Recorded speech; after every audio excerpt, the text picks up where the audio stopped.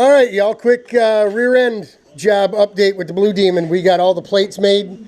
We start putting them on, and we find that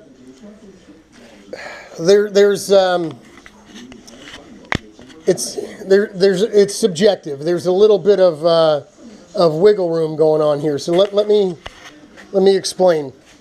We opened up the top two holes on each OEM bearing hanger, right, to fit the 50 millimeter, the bigger bolt circle pattern of those cassettes. We didn't touch the bottom slots at all because we remember we wanted to keep something OEM the same and work from there. Right now, we are sitting as far down as it'll go, and that's right to the bottom of that OEM slot. And the cassette is still off the chassis. And this is a bigger cassette, right? Because it's 50 mil instead of 40, the axle. So we've got quite a bit of room here. What I want to do is file these slots down so these CNC machined identical pieces will actually make contact with the top of the chassis. Why are you doing that, Robert? So we don't get any pitch to the axle. Because these are handmade, just lining this radius here up with the radius on the OEM hanger doesn't necessarily mean that all things are equal, right? So if we do this, we'll have a dead zero number. Everything, when we push it, we loosen everything up and push it all the way down. The cassettes will make contact with the chassis.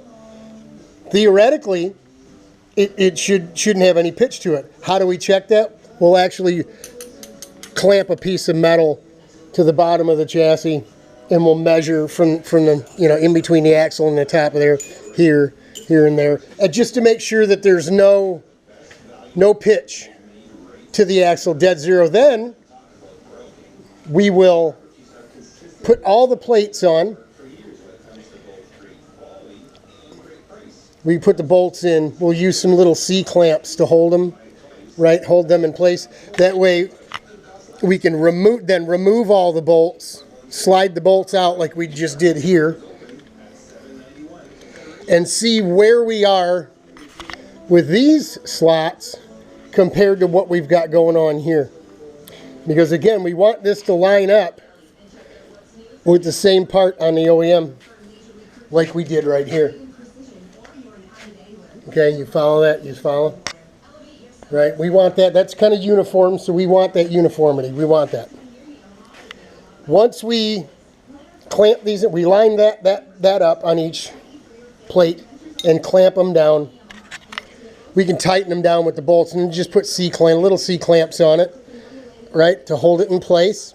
That way we can pull the bolts out one by one, just like we did here, and take a look at what we've got going on with our plates in relation to the slots on the OEM, so we can actually build in a little adjustment. I've told you before in the other video we had to go out and up with the slots because the bolt circle pattern is bigger. Now that we've got the plates, we know, what we did here is pretty close. There's not a lot of beef there. But our plates were made to be a little taller than the OEMs, so we could actually put a bead, once this cassette's out of the way and they're clamped in place, we could put a little bead of weld here with the TIG, right? That's why we did that. And it'll give us, the plate will have more beef from the top of the slot on it. As you can see, how much we've got here compared to how much we've got there. So there you go. There's your Blue Demon update for today. We're working on the bandsaw, working on the sanders, air tools, all that happy stuff. Getting the plates made up.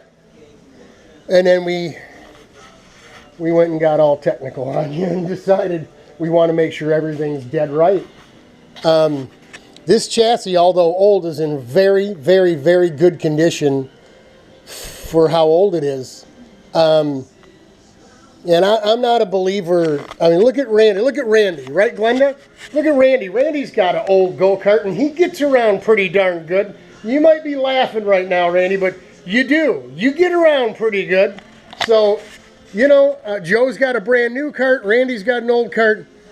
I'm gonna have an old kart too, and I don't think it makes all that much difference, to tell you the truth. I really don't.